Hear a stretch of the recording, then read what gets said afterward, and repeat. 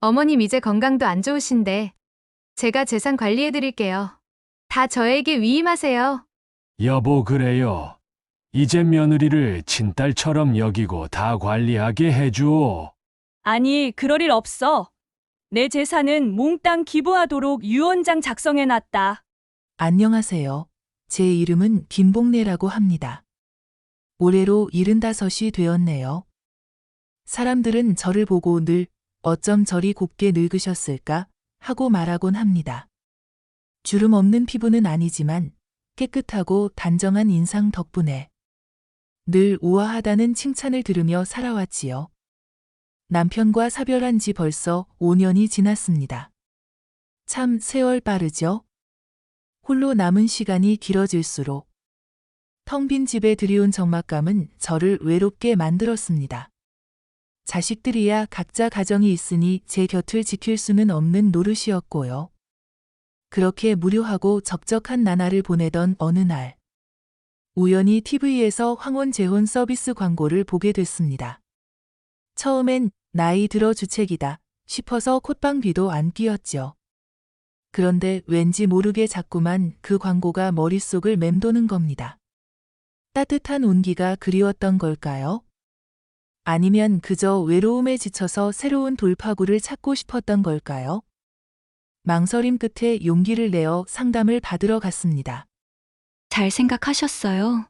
김복래 여사님께서는 아직도 이렇게 정정하시고 미모도 출중하신데 혼자 지내시는 게 아깝습니다. 상담사분이 건넨 말에 쑥스러우면서도 왠지 모르게 기분이 좋았습니다. 여러 남성분들의 프로필을 보여주는데 다들 제 나이 또래시고 인상도 좋으시더라고요. 그 중에서도 제 눈길을 사로잡은 분이 계셨습니다. 바로 박정수 씨였죠. 박정수 씨는 80이라는 나이에도 불구하고 저보다 더 정정해 보였습니다. 꼿꼿한 자세에 단정한 옷차림, 그리고 무엇보다 따뜻해 보이는 눈빛이 인상 깊었습니다. 사진만 봐도 참 신사적이라는 느낌이 들었지요. 첫 만남은 떨렸습니다. 마치 10대 소녀가 된 것처럼 설레는 마음으로 약속 장소에 나갔죠. 박정수 씨는 약속 시간보다 먼저 와서 저를 기다리고 계셨습니다. 저를 보자마자 환하게 웃으며 자리에서 일어나셨고, 그 모습에 저는 또 한 번 마음을 빼앗겼습니다. 김복래 여사님, 만나 뵙게 되어 영광입니다. 그의 목소리는 중후하면서도 따뜻했습니다. 우리는 차를 마시며 두런두런 이야기를 나눴습니다. 박정수 씨는 젊은 시절 교편을 잡으셨고, 은퇴 후에는 자원봉사 활동을 하며 시간을 보내고 계시다고 했습니다. 자식들은 모두 결혼해서 출가했고, 지금은 혼자 살고 계시다고요. 공통점도 많았습니다. 둘 다 일찍 배우자를 떠나보냈고, 자식들에게 부담 주기 싫어 혼자 지내왔다는 점이 특히 그랬습니다. 무엇보다 저는 그의 다정함에 큰 감동을 받았습니다. 제가 이야기할 때는 언제나 제 눈을 마주보며 고개를 끄덕여 주셨고, 제가 힘들었던 이야기를 할 때는 진심으로 안타까워하는 표정을 지으셨죠. 오랜만에 누군가에게 진심으로 위로받는 기분이 들었습니다. 복래 여사님 이야기를 듣고 있으니 제 마음이 다 편안해지는군요. 박정수 씨는 그렇게 말하며 따뜻한 미소를 지어 보였습니다. 그 미소에 저는 굳게 닫혔던 마음의 문이 스르륵 열리는 것을 느꼈습니다. 첫 만남 이후 우리는 매주 만났습니다. 함께 미술관에 가고, 공원에서 산책을 하고, 맛있는 음식점에서 식사를 했죠. 데이트를 하는 내내 그는 저를 깍듯이 대했고, 작은 것 하나까지도 세심하게 배려해 주었습니다. 제 건강을 염려해주고, 비 오는 날에는 우산을 챙겨주고, 제가 좋아하는 꽃을 기억했다가 깜짝 선물로 건네주기도 했어요. 어느 날 산책을 마치고 돌아오는 길에 박정수 씨가 제 손을 조심스럽게 잡았습니다. 따뜻하고 부드러운 손길에 저도 모르게 눈물이 핑 돌았습니다. 복래 여사님, 저와 함께 남은 여생을 보내주실 수 있겠습니까? 그의 고백에 저는 망설임 없이 고개를 끄덕였습니다. 텅 비었던 제 마음에 사랑이라는 따뜻한 감정이 다시 찾아온 것 같았습니다. 늦은 나이에 찾아온 사랑이었지만 저는 이 사람이 저에게 준 따뜻함과 안정감을 믿었습니다. 자식들에게 재혼 소식을 알렸을 때 처음에는 모두들 깜짝 놀랐습니다. 저는 그저 이제는 혼자 지내는 게 힘들어서 그렇다 고만 답했습니다. 자식들의 반대도 있었지만 박정수 씨의 진심과 저의 확고한 결심 앞에 자식들도 결국은 두 손을 들었습니다. 박정수 씨는 자식들에게도 예의 바르고 다정하게 대하며 좋은 인상을 심어주려 노력했습니다. 특히 셋째 며느리는 박정수 씨에게 이상하리만치 살갑게 대하며 점수를 따려 하는 듯 보였죠. 저는 그저 며느리가 제 새로운 행복을 축하해주는 것이라고만 생각했습니다. 그렇게 우리는 작은 결혼식을 올리고 새로운 출발을 했습니다. 박정수 씨는 저희 오래된 집으로 들어왔고 저희의 황혼 신혼생활이 시작되었습니다.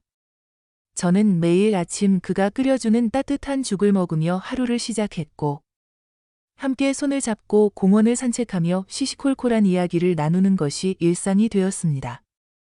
제 친구들은 저의 행복한 모습을 보며 부러워했고 저는 이 모든 것이 꿈만 같았습니다. 이제 제 삶에도 다시 따뜻한 햇살이 비추는 것 같았죠. 박정수 씨와 결혼하고 3달쯤 지났을까요? 제 삶에 드리워진 따뜻한 햇살이 슬금슬금 물러나고 싸늘한 그림자가 드리우기 시작했습니다. 처음에는 제가 너무 예민한가 싶었죠.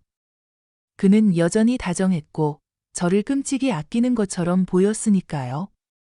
하지만 미세한 균열은 점점 커져갔습니다. 정수 씨는 가끔 밤늦게 외출을 하기 시작했습니다. 처음에는 오랜만에 만난 친구들과 한잔하기로 했소 라며 웃어 보였죠. 저도 나이 들어 친구 만나는 게 어딘가 재밌게 노시게나 하며 대수롭지 않게 넘겼습니다. 그런데 그 늦은 외출이 점점 잦아지는 겁니다. 한 주에 2~3번은 기본이었고 가끔은 새벽이 되어서야 돌아올 때도 있었죠. 전화를 걸면 받지 않는 때도 많았습니다. 미안하오. 전화가 온 줄도 몰랐네. 친구들과 이야기하느라 정신이 없었어. 그는 늘 이렇게 해명했지만 제 마음속 불안감은 점점 커져갔습니다. 한두 번이야 그럴 수 있지만 너무 자주 반복되니 의심이 들기 시작했습니다. 설마 이 나이에 딴 여자가 생긴 건 아닐까 하는 황당한 생각까지 들었으니 말 다했죠. 그러던 어느 날 밤이었습니다. 정수 씨는 밤늦게 들어와 술에 취한 듯 깊은 잠에 빠져 있었습니다. 그의 옆에 놓인 휴대전화가 눈에 들어왔습니다. 평소 같으면 남의 물건을 몰래 보는 것은 상상도 못할 일이었지만 그날 밤은 이상하게도 손이 저절로 뻗어지더군요. 제 손은 떨렸고 심장이 쿵쾅거렸습니다. 아니겠지, 설마 하는 마음과 혹시나 하는 마음이 뒤섞여 저를 괴롭혔습니다. 떨리는 손으로 휴대전화의 잠금을 풀고 통화 목록을 확인했습니다.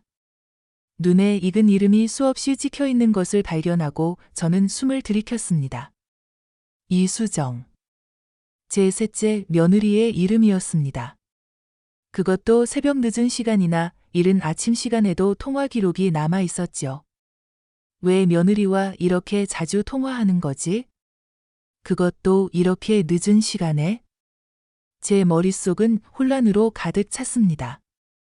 이어서 메시지함을 열었습니다.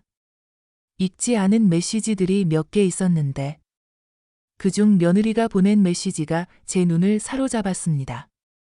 아버지, 시어머니 재산은 언제쯤 정리될까요? 머리를 망치로 한 대 얻어맞은 기분이었습니다. 제 심장은 바닥으로 곤두박이 쳤고 온몸에 소름이 돋아났습니다. 이어서 발견한 또 다른 메시지는 저를 더 큰 충격과 공포 속으로 밀어 넣었습니다. 서두르셔야죠, 아버지. 시간은 많지 않습니다. 서두르셔야죠, 아버지. 시간은 많지 않습니다. 아버지라니, 정수 씨를 아버지라고 부르는 며느리. 그랬습니다. 이수정은 정수 씨의 딸이었던 겁니다. 정수 씨는 이수정의 새아빠였어요. 제 머릿속 퍼즐 조각들이 순식간에 맞춰지기 시작했습니다. 셋째 며느리 이수정은 왜 제가 재혼한다고 했을 때 그렇게 놀란 표정을 지었을까요? 그리고 결혼 후에는 왜 그렇게 살갑게, 이전과는 다르게 친절하게 굴었던 걸까요? 모든 것이 이해되는 순간, 제 목에서는 소름 끼치는 비명이 터져 나올 뻔했습니다. 간신히 손으로 입을 틀어막았죠. 이 지독한 배신감, 저는 그들이 저의 재산을 노리고 계획적으로 접근했다는 것을 깨달았습니다. 박정수 씨는 저를 진심으로 사랑한 것이 아니었습니다. 그는 며느리와 한패가 되어 합법적으로 저의 재산을 가로채려는 파렴치한 사기꾼이었던 겁니다. 제 눈에는 눈물이 고였지만 슬픔보다는 분노가 더 크게 치밀어 올랐습니다. 어떻게 감히 이 나이 먹은 사람을 이렇게 이용해? 제 옆에서는 정수 씨가 세상 모르고 코를 골며 잠들어 있었습니다. 그 모습이 너무나 혐오스러웠습니다. 저는 잠시 숨을 고르며 떨리는 손으로 휴대전화를 원래 자리에 돌려놓았습니다. 그리고는 이성을 잃지 않으려 했으며 침대에서 조용히 빠져나왔습니다. 칠흑 같은 어둠 속에서 저는 이제 더 이상 외로운 할머니가 아니었습니다. 저는 배신당한 복수심에 활활 타오르는 여인이었습니다. 밤늦도록 잠 못 이루며 고민했습니다. 박정수 씨와 며느리 이수정에게 제가 당한 이 지독한 배신감. 이 분노를 어떻게 풀어야 할까요? 그들의 면전에 대고 소리 지르고 싶기도 했지만 저는 그렇게 경솔한 사람이 아니었습니다. 그저 감정을 터뜨리는 것으로는 제 속이 시원해질 리 없었죠. 저는 완벽하고 통쾌한 복수를 계획해야 했습니다. 그들이 저에게 씌운 올가미를 그대로 돌려줘 그들 스스로가 파놓은 함정에 빠지게 만들어야 했으니까요. 다음 날 아침, 저는 평소처럼 아무렇지 않은 듯 행동했습니다. 박정수 씨는 여전히 다정한 남편인 양재 옆에서 아침 식사를 준비하고 있었죠. 저는 그를 보며 속으로 비웃었습니다. 이젠 더는 당신의 연기에 속지 않을 거야. 아침 식사를 마친 후 저는 조용히 외출 준비를 했습니다. 평소 같으면 어디 가냐고 물었을 박정수 씨는 그저 묵묵히 저를 배웅했습니다. 아마도 제가 그저 친구를 만나러 가거나 장을 보러 간다고 생각했겠지요. 하지만 제 발걸음이 향한 곳은 바로 법무법인이었습니다. 저는 오랫동안 알고 지내던 변호사에게 연락을 취했습니다.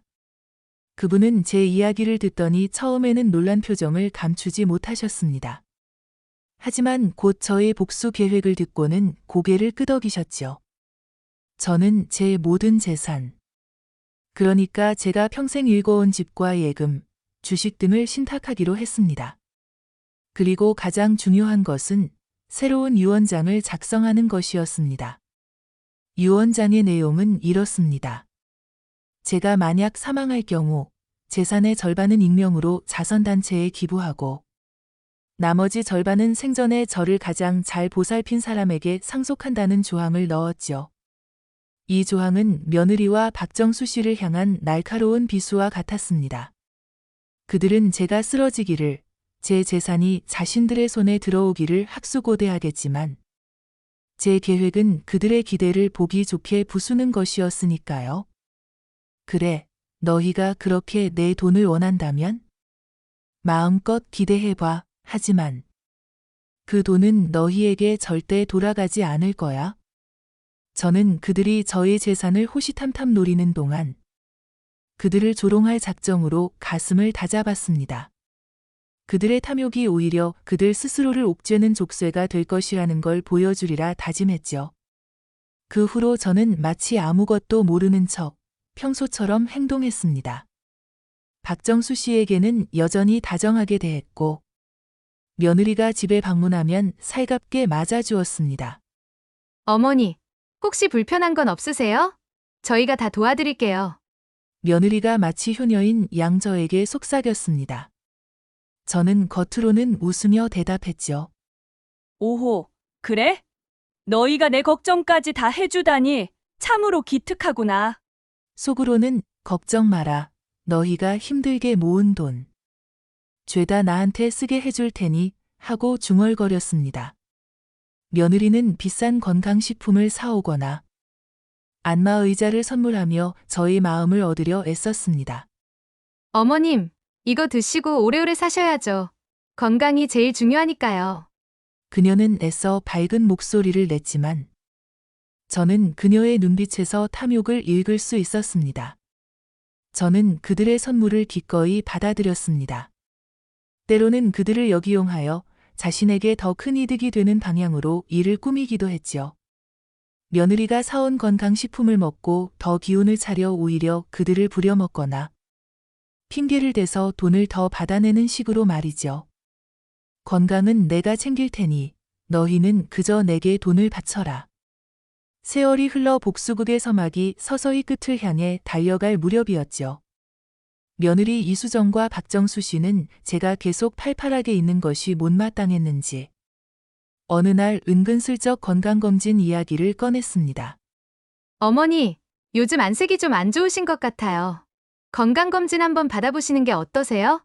며느리는 걱정하는 척 말했지만 저는 그들의 속셈을 훤히 꿰뚫고 있었습니다. 아이고, 나를 걱정하는 척하면서 또 무슨 꿍꿍이를 꾸미는구나. 저는 속으로 비웃었습니다. 저는 그들의 제안을 거절하지 않았습니다. 오히려 순순히 그래, 내 말이 맞다. 한번 가봐야겠구나 하고 대답했죠. 제가 병원에 가는 날 며느리와 박정수 씨는 약속이라도 한 듯 변호사까지 대동하고 병원을 찾아더라고요.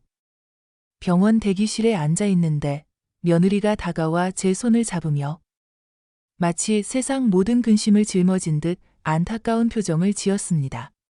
어머니, 건강이 안 좋으시니 재산관리 저희에게 맡기시는 게 어떠세요? 어차피 저도 어머니 자식이나 다름없고 이제 새 아버님도 계시는데. 그녀의 눈빛은 순진무구한 얼굴과는 달리 탐욕으로 이글거리고 있었습니다. 박정수 씨 역시 옆에서 고개를 끄덕이며 며느리의 말에 동조했죠. 저는 그들의 얼굴을 번갈아 보며 차갑게 웃었습니다. 얘야, 나 아직 멀쩡하단다.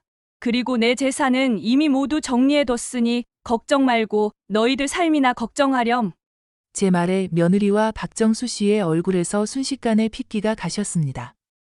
그들은 혼란스러운 표정으로 서로를 바라보았습니다. 어머니, 무슨 말씀이세요? 정리라니요? 며느리의 목소리가 떨렸습니다. 저는 짐짓 놀란 척하며 대답했습니다. 무슨 말이냐니? 너희가 그렇게 걱정하길래 혹시라도 내가 아프게 될까봐 미리 다 처분해뒀다는 말이지. 내 평생을 함께 해준 자선단체의 절반 이상 기부되게 유언장 미리 작성했고 나머지는 나를 돌봐줄 실버타운에 기증하기로 했단다. 덕분에 나는 아주 편안한 노년을 보낼 수 있게 되었지. 너희가 그렇게 걱정해준 덕분이야. 제 마지막 말에 그들의 얼굴은 경악으로 일그러졌습니다. 특히 며느리의 얼굴은 하얗게 질려 있었죠.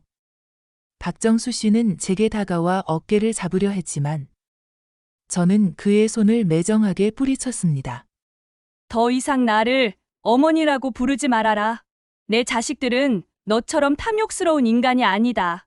저는 제 유언장 사본을 그들 앞에 내밀었습니다. 모든 조항들이 명확하게 명시되어 있었죠. 그들은 그 자리에서 얼어붙은 듯 미동도 하지 못했습니다. 그들의 절망적인 얼굴을 보며 저는 속으로 휘파람을 불렀습니다. 이 막장극의 최종 승자는 결국 저였습니다. 그날 이후 박정수 씨와 며느리 이수정은 더 이상 제게 얼씬거리지 못했습니다. 그들은 자신들이 파놓은 함정에 스스로 빠진 꼴이 되었으니까요. 저는 그들의 얼굴에서 모든 희망이 사라지는 것을 보며 마지막으로 통쾌함을 느꼈습니다. 물론 앞으로도 제 삶이 마냥 순탄하지만은 않을 것입니다. 하지만 저는 이 싸움에서 이미 이긴 것이나 다름없었습니다. 저는 이제 이 막장 같은 가족들에게서 완전히 벗어나 제 남은 삶을 오롯이 저를 위해 살아갈 것입니다. 제 진정한 황혼의 행복은 이제부터 시작될 테니까요. 제 삶은 비록 막장 드라마 같았지만 결국 그 끝은 시원한 사이다였습니다. 이번 사연 재밌게 들으셨다면 구독과 좋아요 부탁드립니다.